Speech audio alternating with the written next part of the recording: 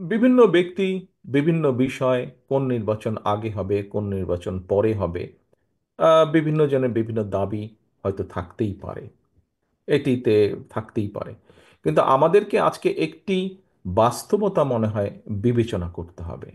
সেই বাস্তবতা আমরা যদি আমাদের চারিদিকে তাকাই, তাহলে আমরা একটি অস্থিরতা হয়তো লক্ষ্য করতে পারি।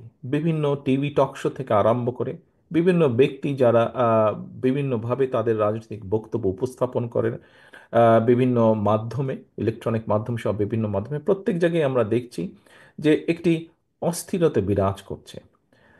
এই অস্থিরতা বিরাজ করার হয়তো একটি মূল কারণ হতে পারে যে স্বাভাবিকভাবেই এই মুহূর্তে অন্তর্বর্তীকালীন সরকার আছে, এবং অন্তর্বর্তীকালীন সরকারের আমরা মনে করি মূল দায়িত্ব হচ্ছে, অন্তর্বর্তীকালীন সরকারের মূল দায়িত্ব হচ্ছে সেটি, অর্থাৎ দেশের মানুষ যেই সিদ্ধান্ত নিতে চায় সেই সিদ্ধান্তের সাথে একমত পোষণ করা এবং দেশের মানুষকে তার সিদ্ধান্ত নিতে সহযোগিতা করা, সেই ব্যবস্থা করা, রাজনৈতিক সিদ্ধান্ত গ্রহণ করতে সহযোগিতা করা, এটি হওয়া উচিত তাদের মূল লক্ষ্য।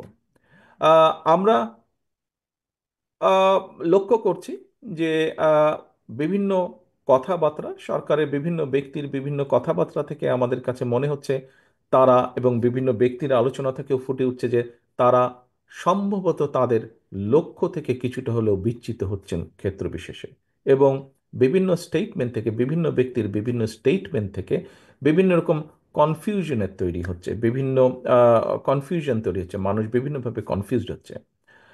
প্রিয় উপস্থিতিবৃন্দ, খুব স্বাভাবিকভাবে রাজনীতিতে যখন কনফিউশন থাকবে, অস্থিরতা তখন দেখা দিবে আমাদের, এবং এই অস্থিরতার কারণে প্রত্যেকটি দেশের প্রত্যেকটি মানুষ সমস্যার সম্মুখীন হবে।